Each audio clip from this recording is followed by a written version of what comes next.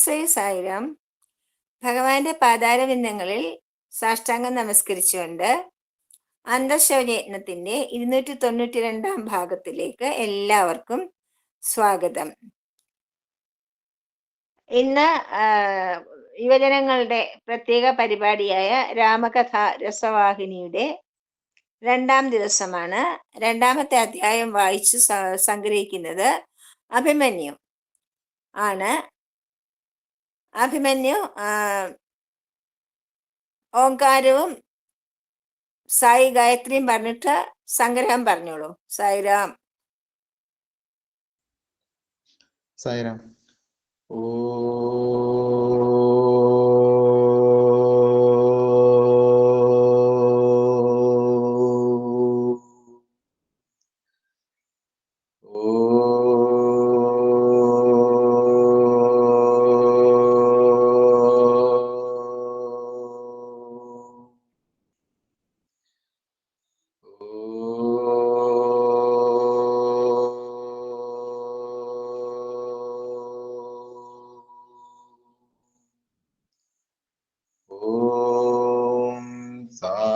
ഈശ്വരായ വിദ്മഹേ സത്യദേവായ ധീമഹി തന്നഃ സർവഃ പ്രചോദയാത്.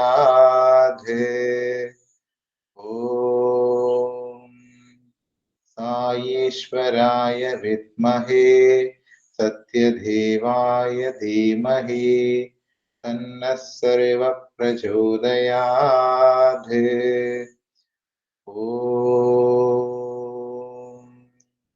സായീശ്വരായ വിദ്മഹേ സത്യദേവായ ധീമഹി തന്നഃ സർവഃ പ്രചോദയാത്.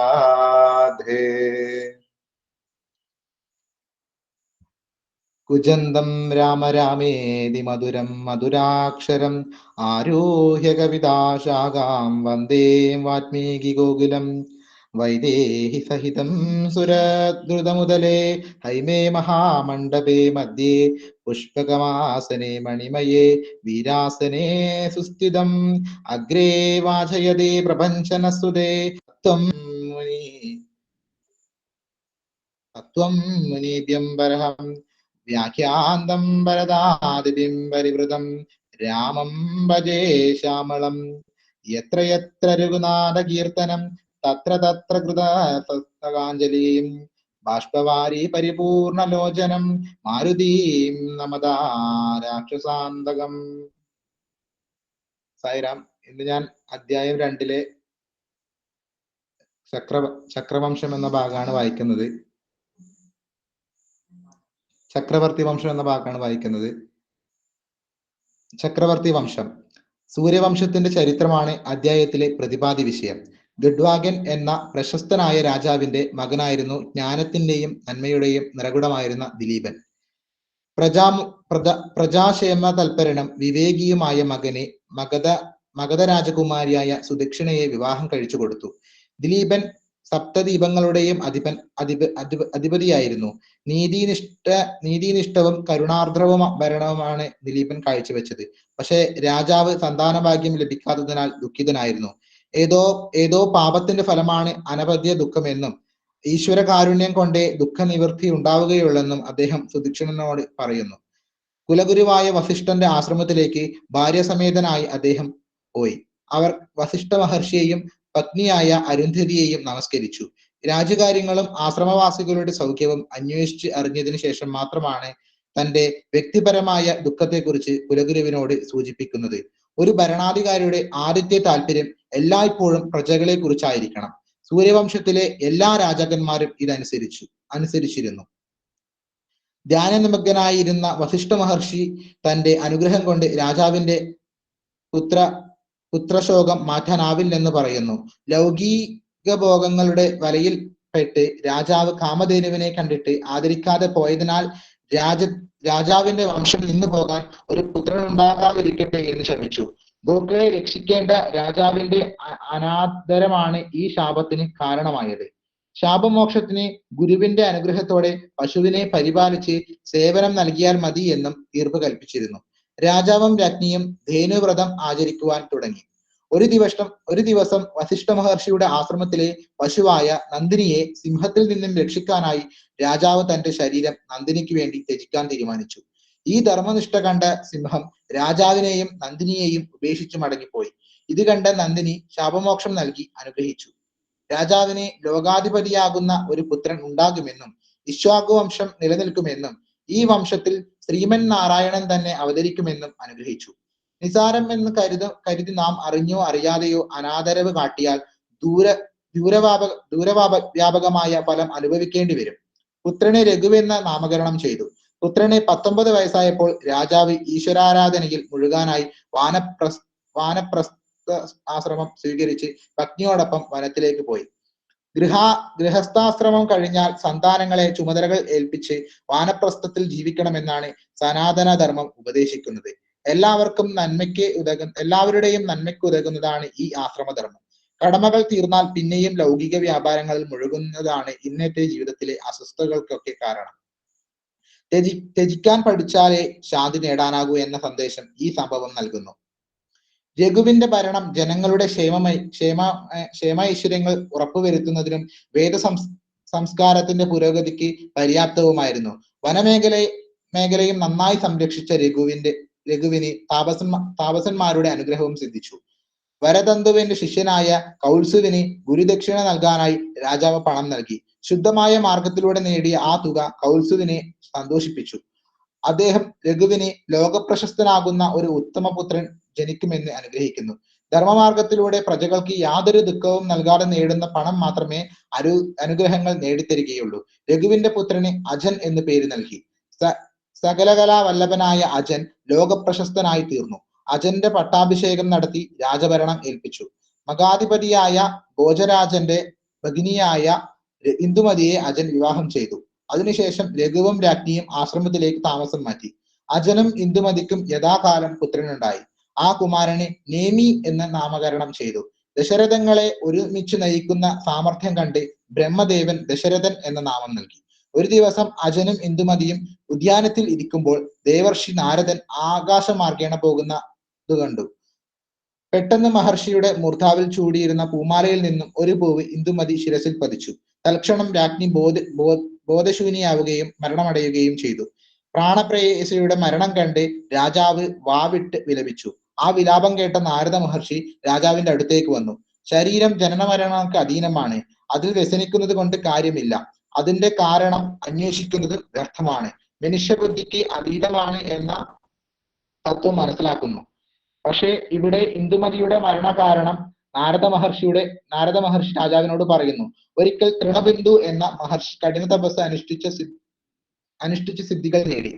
അദ്ദേഹത്തിന്റെ സമചിത്തയെ പരീക്ഷിക്കുവാനായി ദേവേന്ദ്രൻ ഹരിണി എന്ന അപ്സരസിനെ അയച്ചു. അവരുടെ തന്ത്രങ്ങളൊന്നും മഹർഷിയോട് ഫലിച്ചില്ല. മനുഷ്യസ്ത്രീയോ ദേവസ്ത്രീയോ ആര് തന്നെ ആയാലും ഹീനവൃത്തി ചെയ്യുന്ന ശിക്ഷാർഹരാണ്. മഹർഷി മനുഷ്യസ്ത്രീയായി ഭൂമിയിൽ ജീവിക്കാൻ ശാപം നൽകി. ശാപമോക്ഷത്തിനായി ഹരിണി കരഞ്ഞു പറഞ്ഞപ്പോൾ സ്വർഗത്തിൽ നിന്നും ഒരു പുഷ്പം ശിരസിൽ പതിക്കുമ്പോൾ മർത്യശരീരം ഉപേക്ഷിച്ച് സ്വർഗത്തിലേക്ക് മടങ്ങാമെന്ന് ശാപമോക്ഷം നൽകി. മനുഷ്യ ജീവിതത്തിൽ മരണം അപ്രതീക്ഷിതമായി കടന്നു വരുമ്പോൾ വിലപിക്കുന്നത് കൊണ്ട് കാര്യമില്ല. ജനനമുണ്ടെങ്കിൽ മരണമുണ്ട് എന്നത് അനിഷേധ്യമായ സത്യമാണ്. ദശരഥന് പ്രായപൂർത്തിയാകുന്നത് വരെ ചക്രവർത്തി ദുഃഖത്തോടെ കഴിഞ്ഞു. അതിനുശേഷം സരയൂ നദീ തീരത്ത് അനശനവ്രതം, അതായത് ആഹാരം നിഷേധിച്ചു കൊണ്ടുള്ള വ്രതം എടുത്ത് ജീവിതം അവസാനിപ്പിച്ചു. ശ്രേഷ്ഠനായ ഒരു വ്യക്തിയായിട്ടും നാരദ മഹർഷിയുടെ തത്വോപദേശം കേട്ടിട്ടും അജന് മായാഭ്രമമോ മമതാമോഹമോ മാറിയില്ല. ഇതാണ് സാധാരണ ജനങ്ങളുടെ കാര്യത്തിലും സംഭവിക്കുന്നത്. നശ്വരമായത് ശരീരം, ദഹിക്കുന്നത് ദേഹം എന്നറിഞ്ഞാലും മായയിൽപ്പെട്ട് മനുഷ്യൻ മോഹത്തിൽ ഉയലുന്നു. 10 രഥങ്ങൾ ഒന്നിച്ചു ബന്ധിച്ച് സവാരി ചെയ്യുവാനുള്ള ദശരഥന്റെ സാമർഥ്യവും കർമ്മകുശലതയും ആ പേര് അനർത്ഥമാക്കി. ദശരഥൻ വീരനും ധർമ്മിഷ്ഠനും സത്യനിഷ്ഠയും ഉള്ളവനായി കീർത്തി നേടി. ജയ് സായിരാം.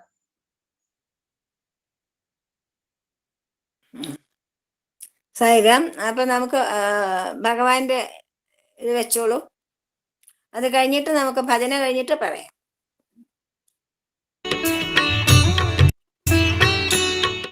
రామాయణము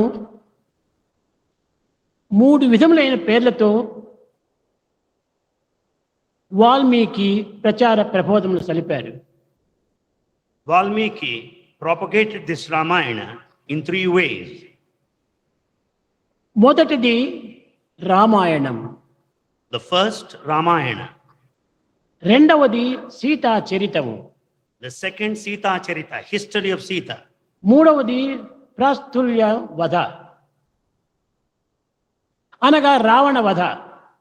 The slaying, the killing of Ravana, the third one. రామస్య అయనం Ramayanam అనగా రాముని గురించి తెలిపేటువంటిది ఇది భౌతికమైన Ramayanam. The text Ramayana speaks of the history of Rama. దీనిని అంతర్ముఖంగా మనం విచారణ చేసినప్పుడు ఇది పరమాత్ముని కథ. If we go deep into the inner meaning, we'll understand it's the story of the divine. రెండవది రామాయణ, రామాయ అయనం ఇది రామాయణం అనగా సీతా చరిత్రను గురించి తెలుపునటువంటిది బాహ్యమైనటువంటిది. The second aspect is that which speaks of the history of Sita. అంతర్ముఖంగా దీన్ని విచారించినప్పుడు జీవాత్మ చరితము. Inner meaning is, it is the history, the significance of the individual self. మూడవది రావణ వధ, Third one is the killing of Ravana. ఇది బాహ్యముగా రావణ వధ, అంతర్భావములో ఇది అజ్ఞాన నాశనం. Externally, Ravana is killed, but internal meaning is the darkness, ignorance is dispelled. గీతావాత పురస్కరించుకొని రామాయణము పరమాత్ముని కథ, Be that as it may, it is the story of God. Sita చరితము జీవాత్ముని యొక్క కథ. When we say it is the story of Sita, it is the story of the individual self. మూడవది రావణ వధ అజ్ఞాన నాశనం When Ravana is killed, it means the ignorance is killed. అనగా పరమాత్మ జీవాత్మ యొక్క తత్వమును చక్కగా గుర్తించినప్పుడే అజ్ఞానం అనేటువంటిది నాశనం అవుతుంది. It only means when the relationship of the individual and the divine is properly understood, the ignorance will be dispelled. Sai Ram, ഇന്ന് നമ്മളൊരു പുതിയ പരിപാടി ചെയ്യുകയാണ്. അതിൽ ഈ അന്തർശോധനയിൽ പങ്കെടുക്കുന്ന എല്ലാവർക്കും പങ്കെടുക്കാം. എന്താണെന്നറിയാമോ? രാമകഥ രസവാഹിനിയെ ആസ്പദമാക്കിക്കൊണ്ടുള്ള ക്വിസാണ്. ഞാൻ ചോദ്യം ചോദിക്കും, ആർക്ക് വേണമെങ്കിലും ഉത്തരം പറയാം, അറിയാവുന്നവർക്ക് ഉത്തരം പറയാം. ആദ്യത്തെ ക്വസ്റ്റ്യൻ, രാമായണം നൽകുന്ന 2 പാഠങ്ങൾ എന്തൊക്കെയാണ്? ആർക്ക് വേണമെങ്കിലും ഉത്തരം പറയാം കേട്ടോ, അറിയാവുന്നവർ. സായിറാം അമ്മ, പറഞ്ഞോളൂ. ഒന്ന് സഹോദര സ്നേഹം, ആ ഒന്ന് കുടുംബം എങ്ങനെയാണ് കൊണ്ടുപോകേണ്ടതെന്ന്. സായിറാം. ശരിക്ക് അത് നമ്മൾ സാധാരണ പറയുന്നതാണ്. പക്ഷെ ആക്ച്വലി നിസ്സംഗത്വം വെച്ചാൽ ഒന്നിനോടും സംഘമില്ല, സ്ഥാനമാനങ്ങളോടില്ല, ബന്ധുക്കൾ ഒന്നിനോടും സംഘമില്ലാതെ അവനവന്റെ കർത്തവ്യം ചെയ്യുക എന്നതാണ് ഒരു പാഠം. രണ്ടാമത്തെ പാഠം, അന്തര്യാമിയായിട്ട് ഭഗവാൻ എല്ലായിടത്തും സർവവ്യാപിയായി നിൽക്കുന്നു എന്ന അസ്തിത്വം. അപ്പൊ ഈശ്വരന്റെ അസ്തിത്വവും നിസ്സംഗത്വവുമാണ് 2 പാഠങ്ങൾ. അടുത്ത ക്വസ്റ്റ്യൻ, രാമനും കാമനും ഒരുമിച്ചിരിക്കില്ല എന്നതിന് ഉദാഹരണം ആരാണ്? രാവണൻ. രാവണനാണ് ഉദാഹരണം. രാവണനല്ല, സീതയാണ്. സീതാദേവി അയോധ്യയിൽ താമസിക്കുമ്പോഴ് രാജസുഖങ്ങളെല്ലാം ഉപേക്ഷിച്ചുകൊണ്ട് വനത്തിലേക്ക് പോകാൻ തയ്യാറായി. അതുകൊണ്ട് സദാസമയവും ശ്രീരാമന്റെ സാമീപ്യം ലഭിച്ചു. അതേ സമയത്ത് ഒരു മായാവിയായ പൊന്മാനിനെ കണ്ടപ്പോൾ മോഹിതയായി, അതിൽ കാമമുണ്ടായി, ആഗ്രഹമുണ്ടായി. അതുകൊണ്ട് എന്തുണ്ടായി? രാമനെ പിരിയേണ്ടി വന്നു. അതുകൊണ്ടാണ് രാമനും കാമനും ഒരുമിച്ചിരിക്കില്ല എന്ന് പറയുന്നത്. മൂന്നാമത്തെ ക്വസ്റ്റ്യൻ, ത്യാഗവും സംഘവും എന്തിലേക്ക് നയിക്കുന്നു? ത്യാഗം എന്ന് വെച്ചാൽ ത്യജിക്കുക, സംഘം എന്ന് വെച്ചാൽ നമുക്ക് മറ്റുള്ളവരുമായിട്ടുള്ള ബന്ധം അല്ലെങ്കിൽ മമത. അത് എന്തിലേക്കാണ് നയിക്കുന്നത്? ത്യാഗം എന്തിലേക്ക് നയിക്കുന്നു? സംഘം എന്തിലേക്ക് നയിക്കുന്നു?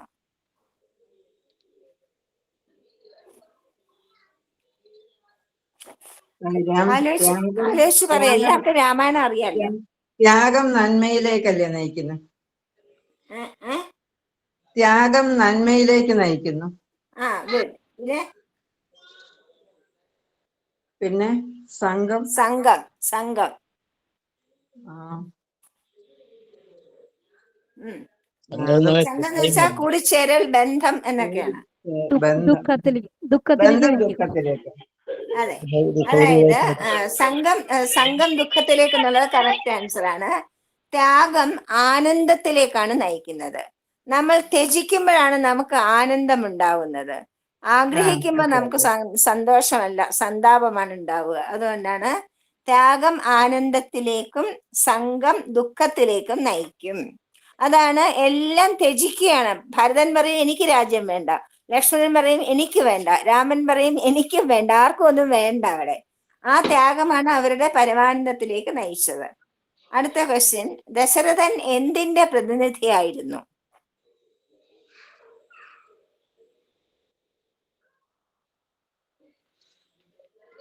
ദശരഥൻ എന്തിന്റെ പ്രതിനിധിയായിരുന്നു? 10 ഇന്ദ്രിയങ്ങൾ. ദശരഥം എന്ന് പറയുന്ന ഏതാണ്? 10 സെൻസുകൾ. ജ്ഞാനേന്ദ്രിയങ്ങളല്ലേ? അതെ, കർമ്മേന്ദ്രിയം, ജ്ഞാനേന്ദ്രിയം. അതെ, 10 ഇന്ദ്രിയങ്ങൾ, അതായത് ജ്ഞാനേന്ദ്രിയങ്ങളും കർമ്മേന്ദ്രിയങ്ങളും. അതിനെയാണ് ദശരഥൻ അടക്കുവാനുള്ള ശക്തി ഉണ്ടായിരുന്നത്. അങ്ങനെയാണ് 10 ഇന്ദ്രിയങ്ങളെ ഒരുമിച്ച് കൊണ്ടുപോകാനുള്ള കഴിവ്. അതിനാണ് ദശരഥം എന്ന് പറയുന്നത്. Good good. നാം ലോകത്തെ എങ്ങനെ ജീവിക്കണം?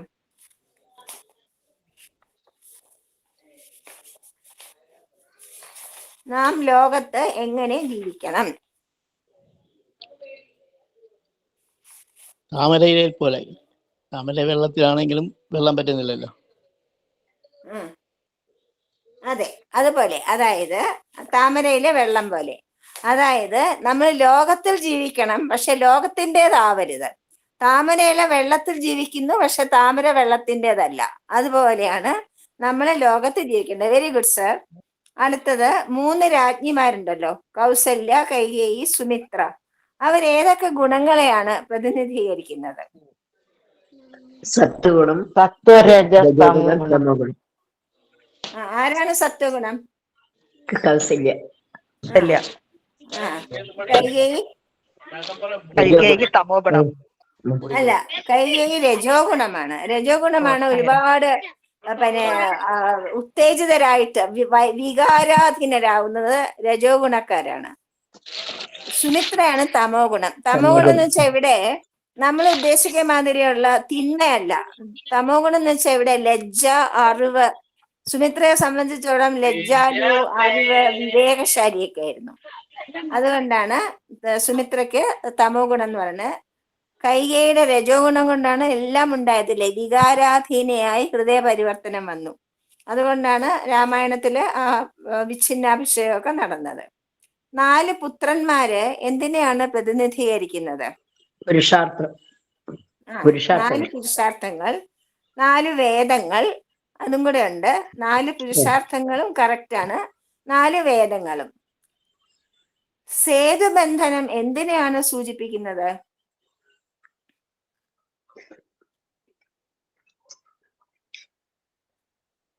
എല്ലാവർക്കും അറിയാം, പറഞ്ഞോളൂ. സേതു എന്ന് വെച്ചാൽ എന്താണ്? പാലം. എന്തിന്റെ മുകളിലാണ് നിർമ്മിച്ചത്? സമുദ്രത്തിന്റെ മുകളില്.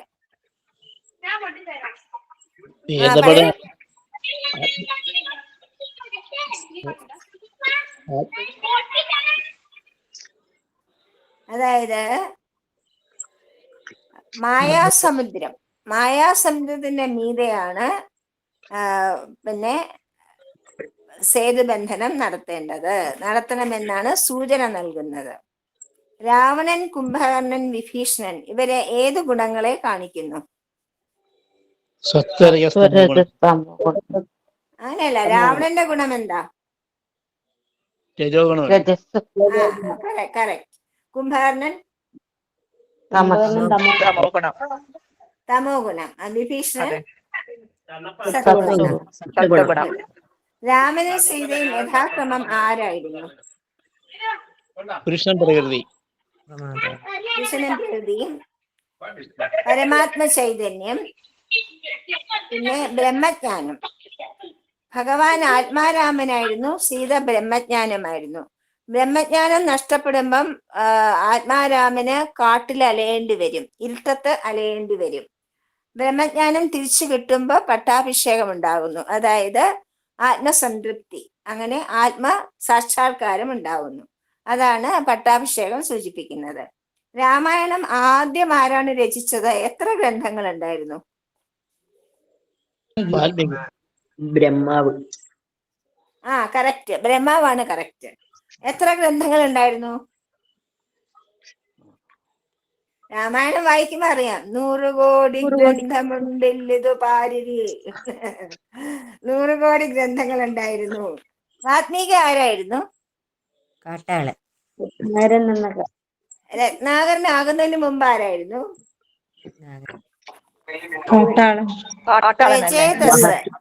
പ്രചേതസിന്റെ മകനായിരുന്നു പിന്നെ രത്നാകരൻ. രത്നാകരൻ കൂട്ടുകെട്ടുകൊണ്ടും വഴിവിട്ട ജീവിതം കൊണ്ടുമാണ് കൊള്ളക്കാരനായിട്ട് ജീവിച്ചത്. ഇന്ന് രാമനാമ മാഹാത്മ്യത്തിലൂടെ വാത്മീകി മഹർഷിയായി തീർന്നു. മനസ്സിലായോ? രത്നാകരൻ പ്രചേതസിന്റെ മകനായിരുന്നു. രത്നാകരൻ കൊള്ളക്കാരനായത് പിന്നെ കൂട്ടുകെട്ടുകൊണ്ടും പിന്നെ വഴിതെറ്റി യാത്ര ചെയ്തതുകൊണ്ടും വാത്മീകിയായിട്ട് രാമനാമം ജപിച്ച് വാത്മീകി മഹർഷിയായിട്ട് തീർന്നു. വാത്മീകി മഹർഷിക്ക് രാമായണം ഉപദേശിച്ചത് ആരാണ്?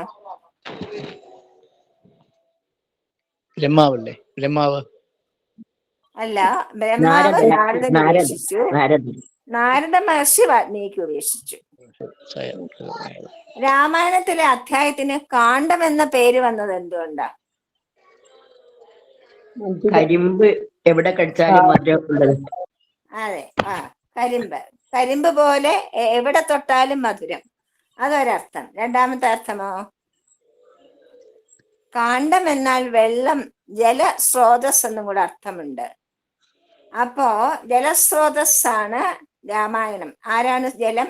ഭഗവാൻ. എല്ലാ ജീവന്റെയും ഉറവിടം, എല്ലാ ജലത്തിന്റെയും ഉറവിടം സമുദ്രമാകുന്നത് പോലെ ലോകത്തുള്ള സർവ ജലസ്രോതസ്സുകളുടെയും തുടക്കം, ഉറവിടം സമുദ്രമാണ്. അതുപോലെ സർവ ജീവജാലങ്ങളുടെയും ചരാചരങ്ങളുടെയും ഉറവിടം ശ്രീരാമനാണ്.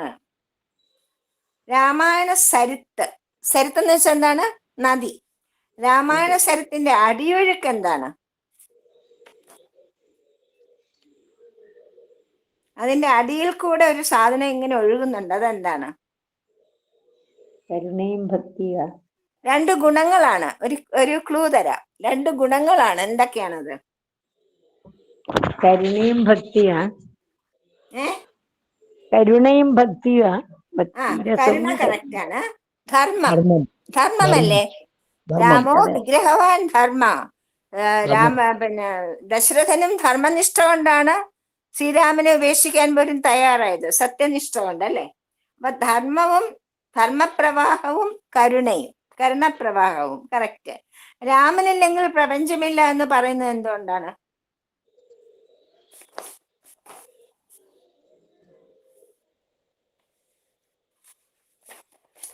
രാമന്റെ അർത്ഥം എന്താ? രാമന്റെ പേരിന്റെ അർത്ഥം എന്താ?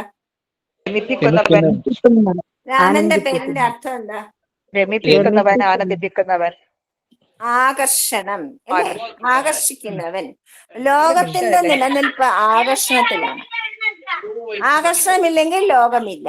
അതുകൊണ്ടാണ് രാമതത്വമില്ലെങ്കിൽ ലോകമില്ല എന്ന് പറയുന്നത്.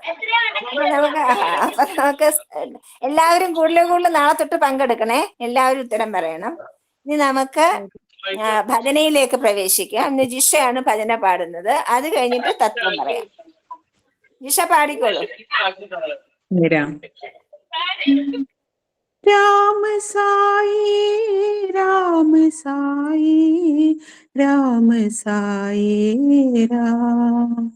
രാമ സായി. വീഡിയോ ഓൺ ചെയ്തോളൂ. സായി രാമ സായി രാം.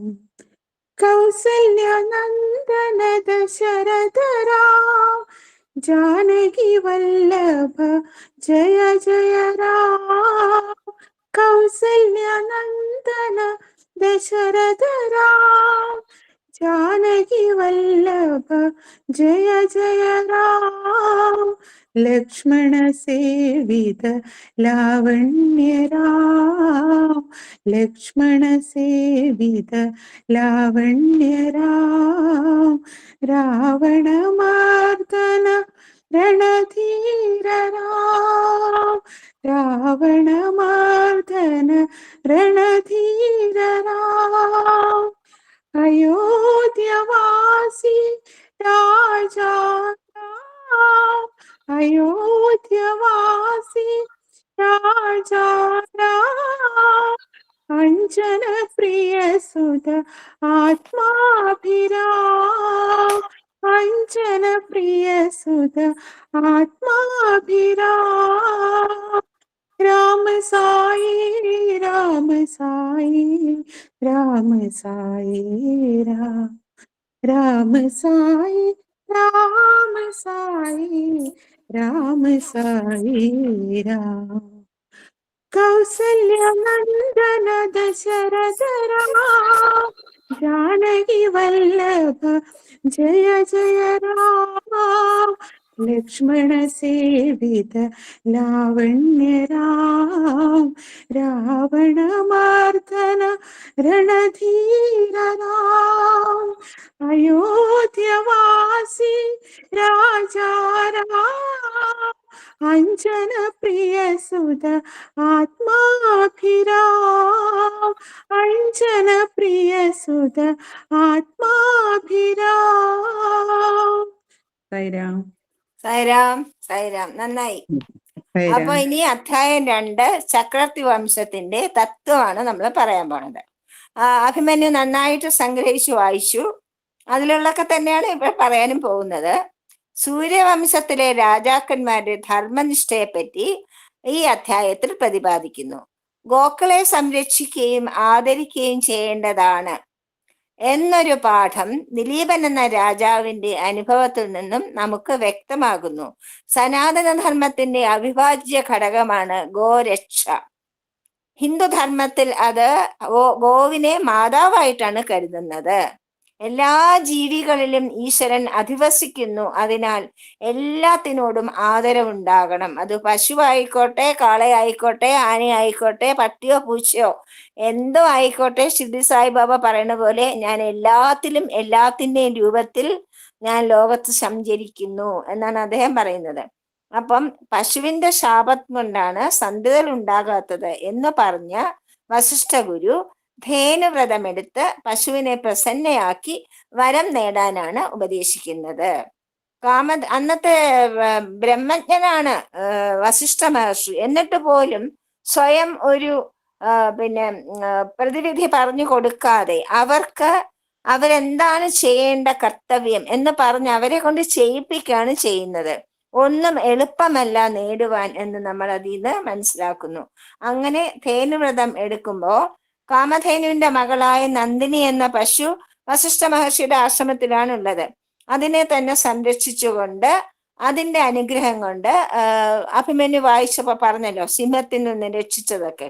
രഘു എന്ന പുത്രൻ ജനിക്കുന്നു. ആ കുമാരന് പ്രായപൂർത്തിയായപ്പോൾ രാജ്യഭാരം ഏൽപ്പിച്ചിട്ട് ദിലീപനും സുദേഷ്ണയും തപസ്സിനായി വനത്തിലേക്ക് പോകുന്നു. നമ്മുടെ പൂർവികര് വളരെ കൃത്യമായിട്ട് ബ്രഹ്മചര്യം, ഗാർഹസ്ഥ്യം, വാനപ്രസ്ഥം, സന്യാസം ഈ 4 ആശ്രമങ്ങൾ പാലിച്ചിരുന്നു.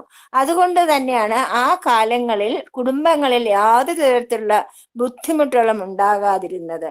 ഇന്നത്തെ കാലത്ത് നമ്മൾ വാനപ്രസ്ഥത്തിന്റെയും സന്യാസത്തിന്റെ സമയമായാൽ പോലും വീടുകളിൽ താമസിച്ചുകൊണ്ട് എല്ലാ കാര്യങ്ങളിലും ഇടപെട്ടുകൊണ്ട് നമ്മളുടെ ജീവിതവും മറ്റുള്ളവരുടെ ജീവിതവും ബുദ്ധിമുട്ടിലാക്കുന്ന ഒരു കാര്യമാണ് നമ്മളിപ്പോൾ കണ്ടുകൊണ്ടിരിക്കുന്നത്, അല്ലെ? വേദങ്ങൾ വിധിക്കുന്ന ആശ്രമധർമ്മങ്ങൾ പാലിക്കണമെന്ന് രാജാക്കന്മാർ പ്രത്യേകം ശ്രദ്ധിച്ചിരുന്നു. ഗൃഹസ്ഥാശ്രമം കഴിഞ്ഞാൽ യാതൊരു മടിയും കൂടാതെ സർവസംഘ പരിത്യാഗികളായി, അതായത് അധികാരവും സകലതര സുഖങ്ങളും എല്ലാം ഉപേക്ഷിച്ചിട്ടാണ് അവർ വനത്തിലേക്ക് പോകുന്നത്. പിന്നീട് സന്യാസം സ്വീകരിച്ച് അവർ മുക്തി നേടുന്നു.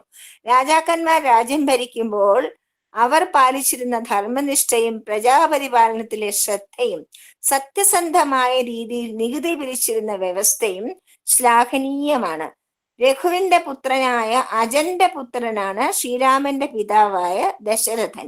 ദശരഥന്റെ ആദ്യത്തെ പേര് നേമി എന്നായിരുന്നു. നേമി.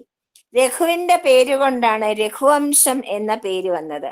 പൂർവപിതാഭിഹനായ ഇക്ഷ്വാകുവിന്റെ പേരുകൊണ്ടാണ് ഇക്ഷ്വാകു വംശം എന്നും കൂടെ സൂര്യവംശത്തിന് പേരുണ്ടായത്. അപ്പം സൂര്യവംശത്തിന് 3 പേരുകളുണ്ട്: ഇക്ഷ്വാകു വംശം, രഘുവംശം. അങ്ങനെ പുത്രനായ അജന്റെ പുത്രനായ നേമിയാണ് ദശരഥനായിട്ട് മാറുന്നത്. അതായത് 10 രഥങ്ങൾ ഒന്നിച്ച് പാലിക്കുവാനുള്ള, അത് നമ്മൾക്ക് നമ്മൾ പറഞ്ഞ പോലെ ഇന്ദ്രിയങ്ങളിൽ നിന്ന് മാത്രമല്ല, ബാഹ്യമായിട്ടും 10 രഥങ്ങൾ ഒന്നിച്ച് സാരഥിയാകാനുള്ള കപ്പാസിറ്റി ഉണ്ടായിരുന്നു. അത് കണ്ടിട്ട് ബ്രഹ്മാവാണ് ദശരഥൻ എന്ന നാമം അദ്ദേഹത്തിന് കൊടുക്കുന്നത്, ദശരഥങ്ങളെ പാലിക്കുന്നവൻ എന്നത്. അജന്റെ ഭാര്യയായ ഇന്ദുമതിയുടെ മരണത്തിൽ അദ്ദേഹം വിലപിക്കുമ്പോൾ നാരദ മഹർഷി നൽകുന്ന ഉപദേശങ്ങൾ നാം ശ്രദ്ധിക്കേണ്ട സന്ദേശമാണ്. ജനനം എന്നതുപോലെ തന്നെ മരണവും വരുന്നു. ശരീരം ജനന മരണങ്ങൾക്ക് അധീനമാണ്. അപ്പോൾ വിലപിക്കുന്നതുകൊണ്ട് ഒരു കാര്യവുമില്ല. ഈശ്വരന്റെ പ്രവൃത്തികൾ കാര്യകാരണ ശൃംഖലയ്ക്ക് അതീതമാണ്. അത് മനുഷ്യന്റെ സാധാരണ ബുദ്ധിക്ക് ഗ്രഹിക്കാവുന്നതിനും വളരെ അപ്പുറത്താണ്. ശാരീരികൾക്ക് മരണം അനിവാര്യമാണ്. ദേഹം എന്നാൽ ദഹിക്കുന്നത് എന്നാണ് അർത്ഥം. ശരീരം എന്നാൽ നശ്വരം, നശിക്കുന്നത് എന്നാണ് അർത്ഥം. ഭൂമിയിൽ ജീവിച്ചിരിക്കേണ്ട കാലയളവ് തീരുമ്പോൾ, അതായത് നമ്മുടെ പ്രാരബ്ധ കർമ്മം അവസാനിക്കുമ്പോൾ, ജീവാത്മാവിന് ശരീരം ഉപേക്ഷിച്ച് മുക്തി നേടാൻ സാധിക്കുന്നു. ജീവിതത്തിന്റെ ക്ഷണികതയും മരണത്തിന്റെ രഹസ്യത്തെക്കുറിച്ചും ഈ അധ്യായത്തിൽ പ്രതിപാദിക്കുന്നു. ദശരഥന് പ്രായപൂർത്തിയായപ്പോൾ മഹാരാജാവായ അജൻ അനശനവ്രതം, അത് തന്നെയാണ് പരീക്ഷിത്ത് മഹാരാജാവും എടുത്തത്. 7 ദിവസം ഭക്ഷണപാനീയങ്ങളെല്ലാം ഉപേക്ഷിച്ചു.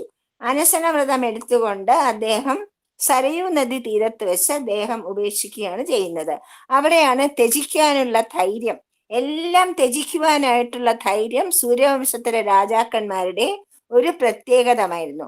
രാജ്യമാണെങ്കിലും ശരീരമാണെങ്കിലും സുഖസമ്പത്തുകളാണെങ്കിലും എല്ലാം ഉപേക്ഷിക്കുവാനുള്ള ആ കപ്പാസിറ്റി, അതാണ് രാമായണം നൽകുന്ന ഒരു പാഠം, ത്യാഗം. അതോടുകൂടി നമുക്ക് ജയ സായിരാം. അഭിമന്യു ശാന്തി മന്ത്രം പറഞ്ഞോളൂ. സമസ്തലോകാ സുഖിനോ ഭവന്തു, സമസ്തലോകാ സുഖിനോ ഭവന്തു, സമസ്തലോകാ സുഖിനോ ഭവന്തു. ഓ